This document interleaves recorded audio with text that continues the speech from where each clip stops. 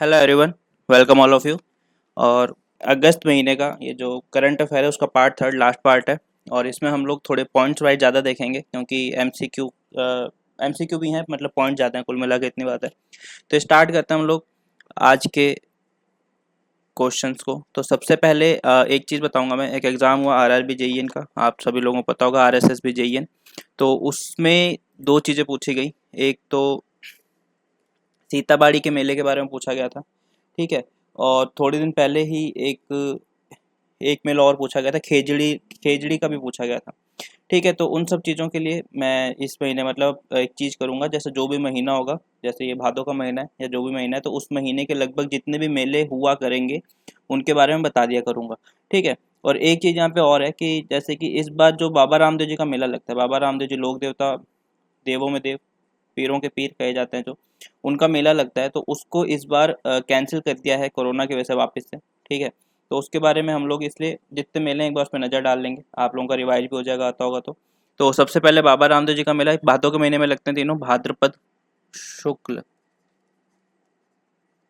दशमी के दिन इनका मेला लगता है, ठीक है। रामदेव जी का जो मेला है भाद्रपद शुक्ल दशमी के दिन लगता है। और मसूरिया जोधपुर, देन मेन जो है रुणीचा जैसलमेर में है, जो यहाँ पे इनकी मेन समाधि वगैरह है, तो यहाँ रुणीचे में मेन लगता है। और उसके बाद कामड़ जाति, कामड़ पंथ है, इन्होंने स्टार्ट किया था। कामड़ जाति की महिलाएं तेरह तेरह ताली नृत्य करती हैं। सांप्रदायिक सौहार्द का मेला कहा जाता है क्योंकि इसमें जो मुसलमान हिंदू सब जाते हैं, ठीक है। और इसको मुसलमान लोग पीर कहते हैं, इनको पीरों का पीर भी कहा जाता है। उसके बाद बात करें हम लोग वीर वीर तेजा जी की, तो भाद्रपद शुक्ल दशमी सेम दिन लगता है, भाद्रपद शुक्ल दशमी के दिन। और ये लगता है परबतसर में। पशु मेला भी है ये एक तरह का, पशुओं का क्रय विक्रय भी यहाँ पे किया जाता है। फिर आता है गोगा मेड़ी, गोगा जी का मेला। ये लगता है भाद्रपद कृष्ण नवमी को लगता है, ठीक है। ये दोनों शुक्ल में थे और एक इसमें था, इसमें था। देन ये गोगा नवमी होती है और लगती है नोहर हनुमानगढ़ में, यहाँ मेला लगता है। एक क्वेश्चन कभी कभी आ जाता है कि कौन से देवता का मेला है जो कृष्ण जन्माष्टमी के दिन लगता है, तो खाटू श्याम जी का मेला होता है। मैं बाकी के मेला आप लोगों को दिखा देता हूँ इसी महीने के। एक कजली तीज हमने लास्ट देखा था, सेकंड पार्ट में अगस्त के बूंदी में है, और भाद्रपद कृष्ण तृतीया को। हाँ, एक क्वेश्चन और आया था कि सीताबाड़ी का मेला कहाँ लगता है, अभी आरएसएसबी के जो जेईएन का पेपर है उसमें था, सीताबाड़ी का मेला कहाँ लगता है। उन्होंने रीजन वाइज पूछा था, तो वैसे हम लोग को ये पता है 12 में लगता है, और 12 कौन से रीजन में आता है, तो हड़ौती में, ठीक है। इसलिए मेलों का महत्व है, दो क्वेश्चन आए थे इसलिए मैंने यहाँ पे बता दिया है। सीताबाड़ी का मेला हो गया। नेक्स्ट फिर जन्माष्टमी हमको पता ही है किस दिन आती है, कृष्ण पक्ष में अष्टमी के दिन। गोगा नवमी कृष्ण पक्ष में नवमी के दिन। रानी सती का मेला झुंझुनू, हाँ मिलान करने के लिए भी दिया था कल के पेपर में मेलों का, तो उसमें रानी सती का मेला भी एक था जो झुंझुनू में लगता, मंदिर था मतलब रानी सती का, तो झुंझुनू में है। अमावस्या को फिर चालू हो जाती है शुक्ल पक्ष, बाबा रामदेव जी का मेला दसवीं के दिन। रामदेवरा का मेला द्वितीय से एकादशी के दिन चलता है, ठीक है। सांप्रदायिक सद्भाव का सबसे बड़ा मेला, बीज से, बाबे की बीज कहते हैं द्वितीय को, तब से स्टार्ट होता है और एकादशी तक चलता है। गणेश जी का मेला रणथंभौर में लगता है भाद्रपद शुक्ल चतुर्थी, जिसको गणेश चौथ के नाम से जाना जाता है। चुंगी तीर्थ लगता है भाद्रपद शुक्ल चतुर्थी को, बहुत फेमस है ये वाला, और इम्पॉर्टेंट भी एग्जाम की वजह से। हनुमान जी का मेला पांडुपोल।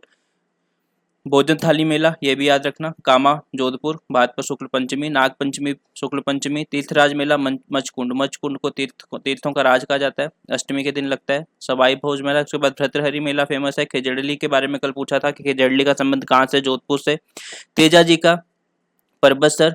फूलडोल मेला किशनगंज 12, और कल्याण जी का मेला डिग्गी टोंक में जो है, ठीक है। तो ये सारी की सारी चीजें, ये सारे फेमस मेले हैं। भादों के महीने में बहुत ज्यादा अच्छे अच्छे मेले आते हैं, इसलिए मैंने इन सब की बात कर ली है।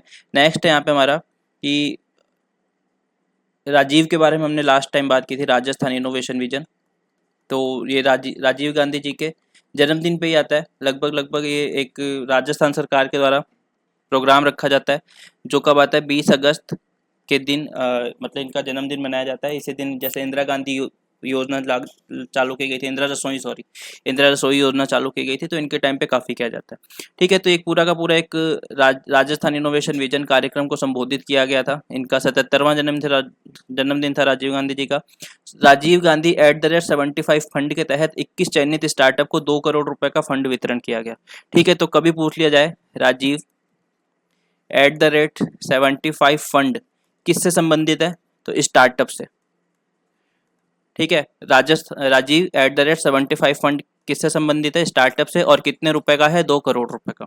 ये दोनों बातें ध्यान रखनी है ऐसे। और ये कहाँ से? राजस्थान सीएमओ के जो पोर्टल है उस पे ये लोग अपनी फाइल अपलोड कर देते हैं। तो वहां पे जाके मैं पहले भी कहता हूँ, वहां पे आप लोग जाके डेली देख लिया करो, नहीं तो वहां से ये फाइल उठाई हुई है पूरी। ठीक है, तो इसके बारे में हो गया। और इसकी जो थीम थी, इसकी सूचना तकनीक के सुशासन।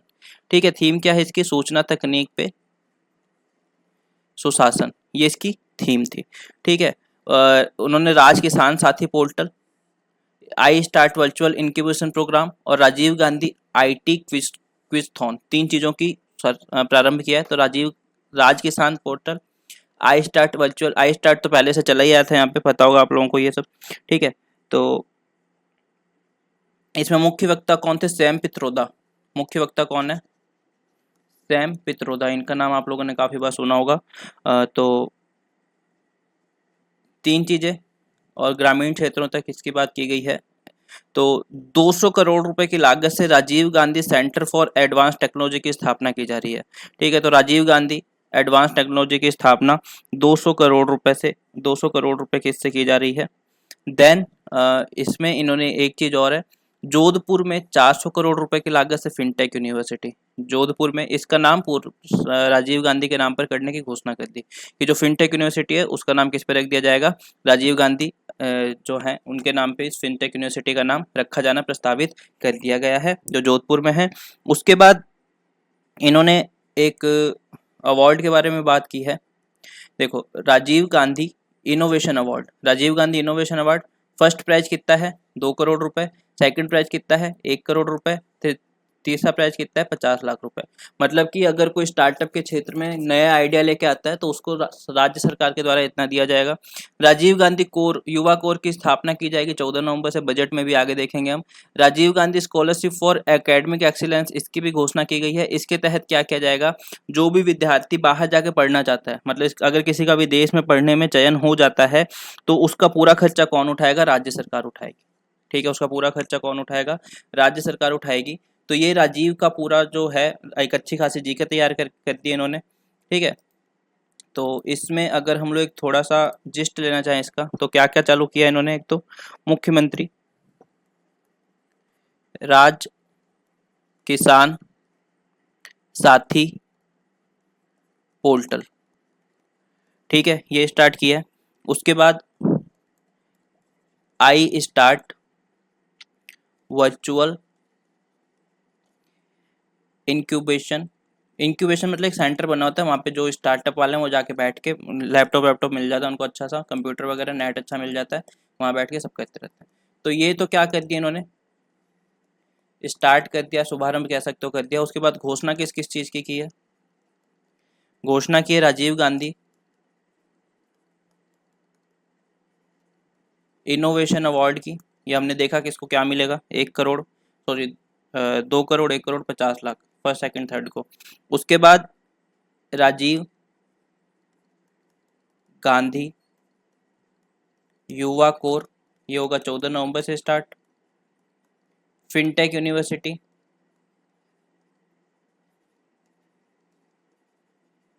जो जोधपुर में है, प्रस्तावित बजट में भी बताई गई थी, इसका नाम किसके नाम पे रख देंगे? राजीव गांधी के नाम पे रख दिया जाएगा। ठीक है, इसका जिस्ट है पूरा। तो ये फिनटेक 200 करोड़ की लागत से, राजीव गांधी एक्सीलेंस वाला, और देख लेना एक बार। स्कॉलरशिप फॉर एकेडमिक एक्सीलेंस, जो भी युवा बाहर जाके पढ़ना चाहता है, बाहर पढ़ के आराम से, और सारा खर्चा कौन उठाएगा? सरकार उठाएगी। फिर नेक्स्ट है, अंबुजा ने greenfield integrated plant Marwar Rajasthan में लगाया है। ठीक है, अंबुजा का जो ग्रीनफील्ड इंटीग्रेटेड प्लांट मारवाड़ है राजस्थान में, इन्होंने लगाया है नागौर में। कहाँ लगाया है? नागौर में। और यहाँ पे नागौर के कलेक्टर जितेंद्र कुमार सोनी भी थे, जितेंद्र कुमार सोनी, जिनकी हमने बहुत सारे योजनाएं पढ़ी हैं, चरण पादुका योजना, उसके बाद रास्ता खोलो अभियान चलाया इन्होंने। ठीक है, तो अलग अलग हमने योजनाएं पढ़ी हैं, उनके बारे में पीछे के वीडियोज़ में, तो यहाँ पे हम ज़्यादा चर्चा नहीं करेंगे। तो 2 मिलियन टन सीमेंट का प्रोडक्शन होगा, 3 मिलियन टन क्लिंकर प्रोडक्शन होगा, 3 MLD reutilization of mines waste water होगा, जो माइंस का उसका वापस से यूज कर पाएंगे। देन 2350 करोड़ रुपए का प्रोजेक्ट है, 14 मेगावाट वेस्ट हीट की recovery, 20 megawatt hybrid renewable energy. और मैं इसके बारे में क्यों बता रहा हूँ, क्योंकि अशोक गहलोत जी ने ही इसका उद्घाटन किया था एक तरह से।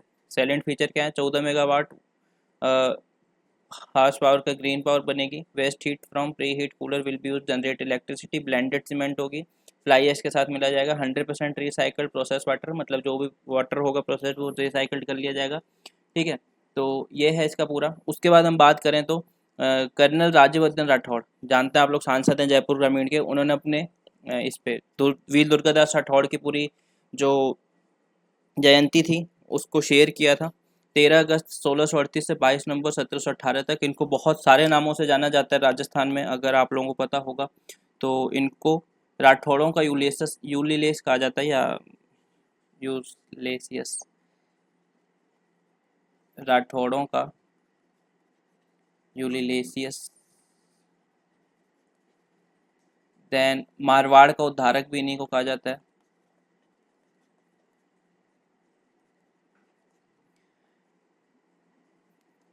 मारवाड़ का अणबिंदिया मोती, ये इनकी उपाधियां हैं। ठीक है, इन्होंने किया क्या था, जो अजीत सिंह था, बच्चा था, औरंगजेब के पास था, औरंगजेब इसको मारने की सोच रहा था और मारवाड़ पे कब्जा करने की, तब दुर्गादास राठौड़ ने ही वहां से निकाला था अजीत सिंह को और मारवाड़ का शासक बनने में सहायता की थी। मारवाड़ का शासक बनने में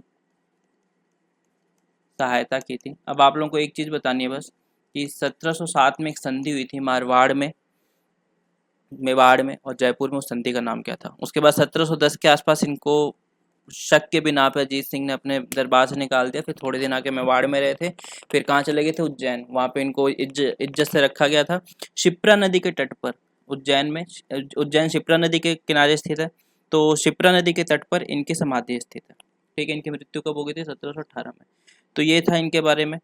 और ठीक है, जसवंत सिंह के जो इनके पिता थे हासकरण, इनके पिता का नाम कभी पूछ लिया जाए तो हासकरण जसवंत सिंह के मंत्री थे। फिर उसके बाद अजीत सिंह को संभालने में इन्होंने अपना पूरा पूरा योगदान दिया था। फिर हमारे कल्याण सिंह जी, जो पूर्व राज्यपाल थे, राजस्थान के पूर्व राज्यपाल, उनकी मृत्यु हो गई है। तो ये थे 2014 से लेके 2019 के बीच में राजस्थान के राज्यपाल रहे। उससे पहले 3 बार यूपी के सीएम बने, यूपी के 3 बार चीफ मिनिस्टर बने थे। और यूपी में ही बीजेपी के पहले सीएम विवादों में किस वजह से आए थे? बाबरी मस्जिद विध्वंस की वजह से। इन्हीं के शासनकाल में बाबरी मस्जिद विध्वंस हुआ था, जब ये यूपी के चीफ मिनिस्टर थे तब की बात है। ठीक है, उसके बाद 5 वर्ष का कार्यकाल इन्होंने कंप्लीट किया था। 21 अगस्त को इनकी मृत्यु हो गई थी कल्याण सिंह के। हाल फिलहाल में हमारे राज्यपाल कौन है? कलराज मिश्र है। ठीक है, हाल फिलहाल में कौन है? कलराज मिश्र। नेक्स्ट है असेट फॉर मोनेटाइजेशन। अब मैं ये एक चीज़ क्यों बता रहा हूँ, क्योंकि आपने इसके बारे में काफ़ी कुछ सुना होगा। आरएमपी, नेशनल मोनेटाइजेशन प्रोग्राम लेके आ रही है सरकार। तो ये चर्चा में आया था, कारण था चर्चा में आने का, क्योंकि जो काफ़ी प्रॉपर्टीज़ है, देश की असेट्स हैं, वो प्राइवेट सेक्टर को मोनेटाइजेशन के तहत दे दी जाएगी। अब उसमें बात उठ के आती है कि ये क्वेश्चन यहाँ पे क्यों आया है, तो इसमें राजस्थान के 2 जिले हैं जो शामिल किए जाएंगे। ठीक है, इसमें राजस्थान के 2 जिले हैं जो शामिल किए जाएंगे। तो कौन कौन से होंगे वो? जोधपुर और उदयपुर।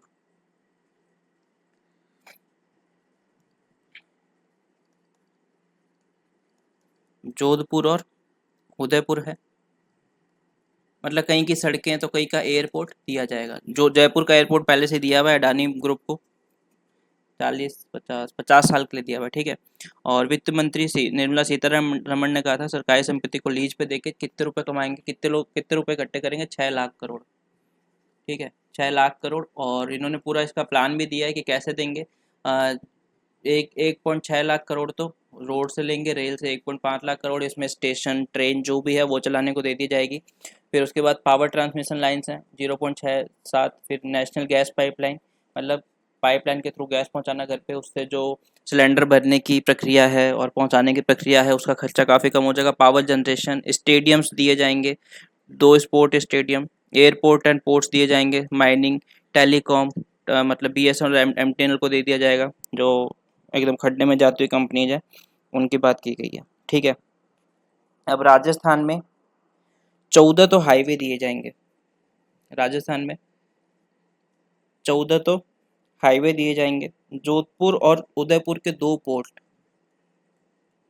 जोधपुर और उदयपुर के 2 पोर्ट दिए जाएंगे, और जयपुर का मतलब क्लस्टर बनाए जाएंगे, उसमें जयपुर का रेलवे स्टेशन भी आ जाएगा। ठीक है, तो ये है हमारा संबंध इससे।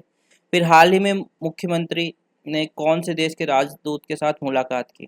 तो एक राजदूत हैं अर्जेंटीना के, जिनके साथ मुलाकात की हमारे मुख्यमंत्री अशोक गहलोत जी ने। अब इसमें देखो एक बात है, जैसे जब ये हुआ था, मतलब कि जब ये मीटिंग हुई थी, उस टाइम अर्जेंटीना के राजदूत थे, उनके साथ जो बात की गई उसके तहत इन्होंने रिप्स का भी,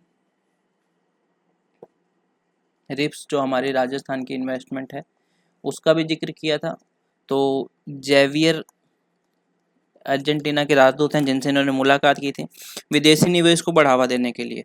ठीक है, विदेशी निवेश को बढ़ावा देने के लिए की गई थी इनके साथ मुलाकात। तो रिप्स 2019 की जिसमें घोषणा की गई, जिसकी अवधि है 2026 तक, 2026 तक है, 7 वर्ष के लिए एक तरह से ये, सॉरी 26,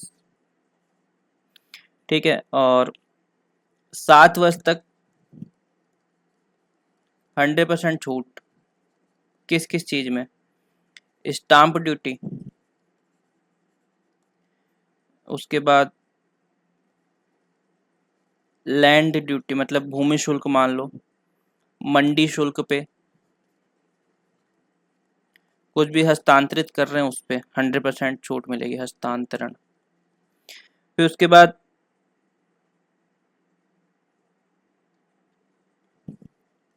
एक चीज और बचती है इसमें, विद्युत। ठीक है, 7 वर्ष तक छूट दी जाएगी। फिर पिछड़े क्षेत्र में 2 वर्ष एक्स्ट्रा आती है, पिछड़े क्षेत्र में 3 वर्ष। फिर एक आती है लघु उद्योग प्रोत्साहन योजना, जो जस्ट अभी की है, जिसके अभी हमने बात भी की थी लघु, पिछले वीडियो में शायद, लघु उद्योग प्रोत्साहन योजना 13 दिसंबर 2019 को लेके आए थे ये भी। 10 करोड़ तक का लोन देंगे इसमें।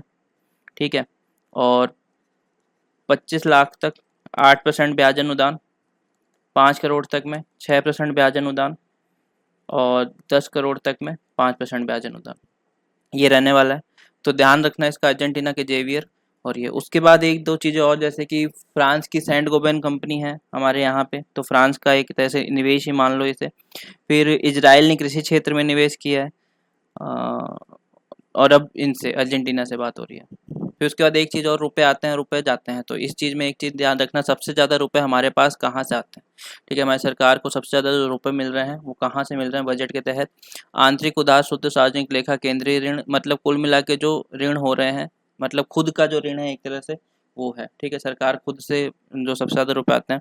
फिर सेकंड नंबर पे आता है शेयर इन सेंट्रल टैक्स, मतलब सेंट्रल टैक्स का हिस्सा है, सेकंड नंबर पे वो है। तीसरे नंबर पे GST है, और चौथे नंबर पे केंद्रीय सहायता है। और पैसा सबसे ज़्यादा खर्च कहाँ पे होता है, जाता कहाँ है सबसे ज़्यादा? तो राजस्व व्यय सबसे ज़्यादा है, 71 पॉइंट, मतलब रेवेन्यू का जो व्यय है वो सबसे ज़्यादा है। उसके बाद 11 रुपये 31 पैसे ब्याज देने में जाते हैं। फिर 9 रुपये कैपिटल आउटले, 7 रुपये 21 पैसे आंतरिक केंद्रित ऋणों का भुगतान।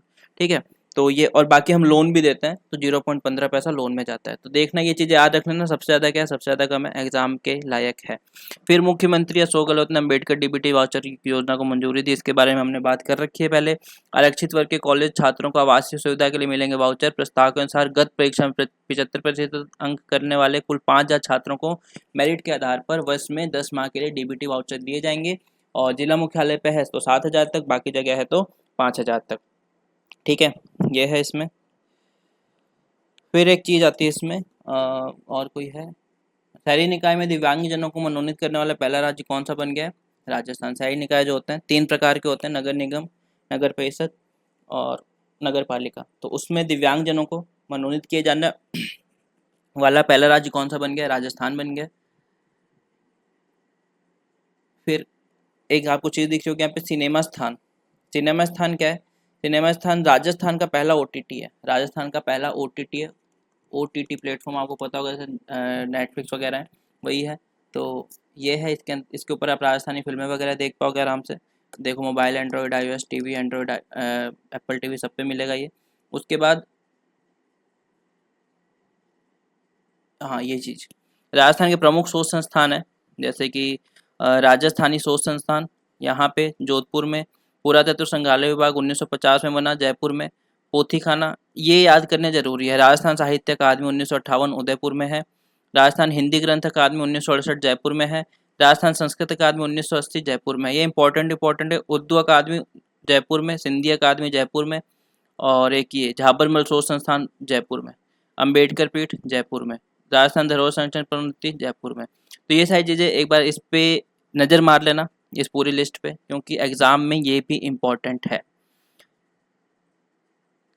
नेक्स्ट, अब हम बात करें अगर सड़कों की राजस्थान में, तो सड़क की लेंथ पूछी गई थी अभी पेपर में कि लेंथ कितनी है, तो उसके बारे में बात करें। क्यों? क्योंकि केंद्रीय सड़क परिवहन मंत्रालय है, उसके अनुसार सड़क निर्माण में राज्य का दूसरा स्थान है। हम लोग सड़क निर्माण में राजस्थान का दूसरा है। तो बजट सॉरी इकोनॉमिक रिव्यू के अनुसार हमारी जो रोड डेंसिटी है वो है 78.61 किलोमीटर, जिसको सड़क घनत्व कहा जाता है, वो कितनी है? 78.61 किलोमीटर। टोटल लेंथ है 2,59,028 किलोमीटर। अब इस लेंथ में भी नेशनल हाईवे कितने हैं? 10,618 किलोमीटर। स्टेट हाईवे कितने हैं? 15,621.25 किलोमीटर। और ये पूछा गया था RSSB JEN के एग्ज़ाम में, ठीक है। मुख्य जिला सड़कें कितनी हैं? 8,779 किलोमीटर। अन्य जिला सड़कें ये हैं 53,791 किलोमीटर। और गांवों को जोड़ने वाली सबसे ज़्यादा यही होती हैं, ग्रामीण सड़कें होती हैं, 1,80,217, ठीक है। तो ये डेटा पूरा का पूरा रट लेना, सड़कों का कितनी लंबाई है, कैसे है। नेक्स्ट है मुख्यमंत्री युवा संबल योजना, राजीव गांधी कोर योजना। ये योजना क्यों है, ठीक है, पहले ये देख लेते हैं। हाल ही जारी आंकड़ों के अनुसार राजस्थान का लिंगानुपात कितना है? राजस्थान का लिंगानुपात कितना है हाल ही जारी आंकड़ों के अनुसार? तो 948 राजस्थान का जो लिंगानुपात है हो गया, ठीक है। कितना हो गया? 948,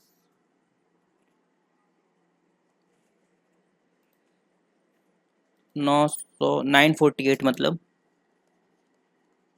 और 2011 के जनगणना के अनुसार कितना था राजस्थान का?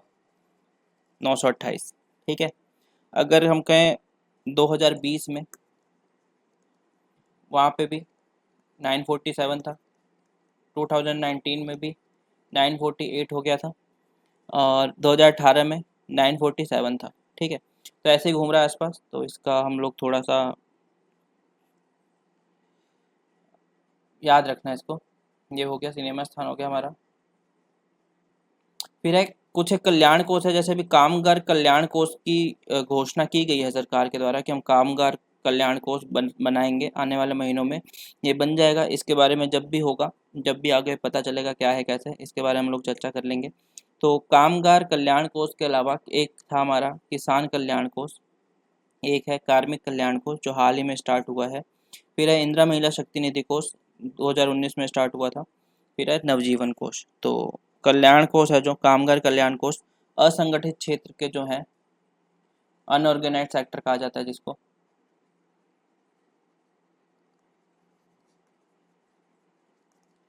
जो कृषक मजदूर वर्ग है उसको। फिर हम बात करें अगर किसान कल्याण कोष की, तो ये था 1,000 करोड़ रुपए का। और इसमें पैसे कहाँ से आते थे? किसान कल्याण सेस लगाया गया था, मंडी वगैरह में लाते थे, तो आई थिंक कोरोना में छूट दे दी थी, 2% था ये, ठीक। उसके बाद छूट देते गए, बॉल टू बॉल कमेंट्री इतनी जरूरी नहीं है, बस इतना ध्यान रखना। पैसा कहाँ से आता है? किसान कल्याण सेस से, ठीक है। एक सेस लगाया जाता था, अधिभार कहते हैं शायद इसको। कार्मिक कल्याण कोष ये है 3,000 करोड़ रुपए का।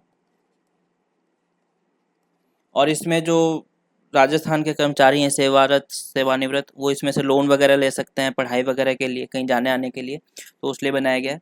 और इंदिरा शक्ति निधि कोष ये है 1000 करोड़ रुपए का। इसके दौरान 5 योजनाएं भी चालू की गई थी इंदिरा के नाम से ही।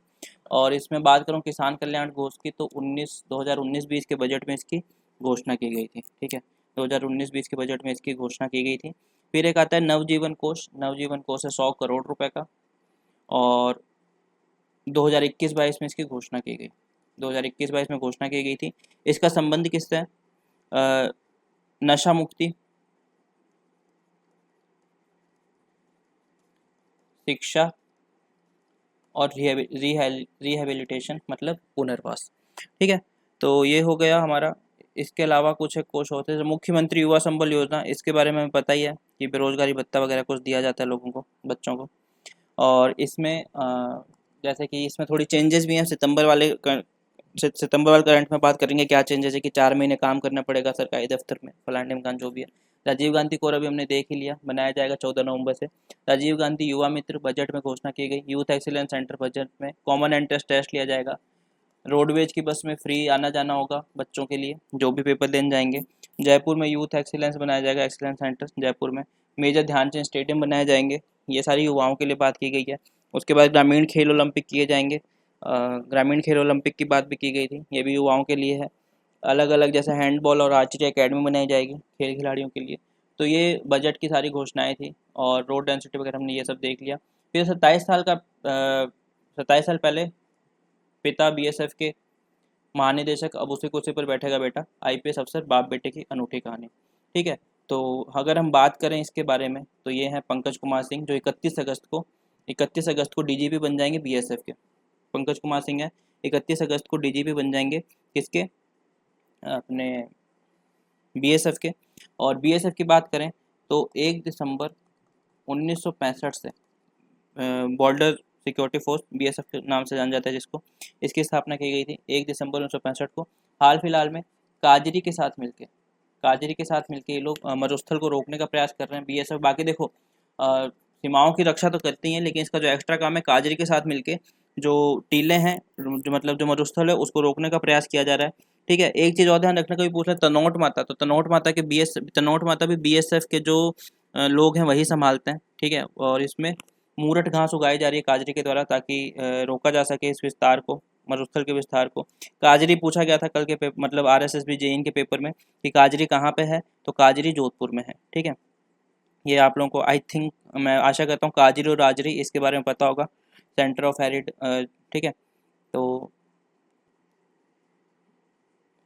इसकी स्थापना की बात करें तो 1959। ठीक है, रफ़ी किदवई अवार्ड 2021 इसी के बाद दिया गया। तो ये सारी बातें हम देख चुके हैं पहले। उसके बाद ये मेले तो हो ही गए, मेले तो हमने कर ही लिए। ठीक है, तो ठीक है, हो गया हमारा ये लगभग अगस्त का कंप्लीट। बाकी 1-2 बातें हैं जो सितंबर में हुई है, तो वो सितंबर के टाइम वाले में देखेंगे। एक चीज़ और, राजस्थान का हेल्थ वाला रह गया ना, राजस्थान का हेल्थ का रह गया, 2 चीज़ें रह गई, 2 चीज़ें। ठीक, राजस्थान मॉडल या भीलवाड़ा मॉडल आप लोगों ने सुना होगा, बजट में बात की गई इसकी। तो ये किससे रिलेटेड है? कोरोना से। यूनिवर्सल हेल्थ कवरेज, तो मुख्यमंत्री चिरंजीवी योजना, महात्मा गांधी आयुष्मान भारत योजना, ये दोनों योजनाएं हैं, तो ये याद रखना। फिर मेडिकल कॉलेज, हर डिस्ट्रिक्ट मुख्यालय पे, हर जिला मुख्यालय पे medical college. Right to health bill आने वाला है अभी, इसलिए मैंने क्वेश्चन डाला, right to health bill just अभी आने वाला है। तो जब भी आएगा इसकी क्या विशेषताएं होगी वो देखेंगे। तो ऐसा करने वाला राजस्थान पहला राज्य भी बन जाएगा। राइट टू हेल्थ बिल लाने वाला पहला राज्य कौन सा हो जाएगा? राजस्थान हो जाएगा। उसके बाद इन राजस्थान के किन जिलों में चावल की खेती की जाती है? गंगानगर, भरतपुर में की जाती है। हुआ क्या था, सपोज ये राजस्थान है अपना, यहाँ पे घग्गर नदी आती है, मानगढ़ गंगानगर होकर निकल लेती है पाकिस्तान के फोर्ट अब्बास तक। यहाँ पे भरतपुर का जिला है अपना, तो गंगा नदी, इधर चंबल नदी, तो पानी वानी चाहिए होता है। बारिश वारिश हुई अच्छी खासी, चावल की खेती होगी, फिर बारिश हुई नहीं, चावल की खेती सूख गई। ये कारण रहा था इसके चर्चा में रहने का। तो बस इतना ध्यान रखना कहाँ की जा रही है, इन 2 जगहों पे की जा रही है। तो मिलते हैं फिर से नेक्स्ट वीडियो में, तब तक के लिए मेरे साथ बने रहिए। Thanks for watching this video. Be with me, be with study IQ।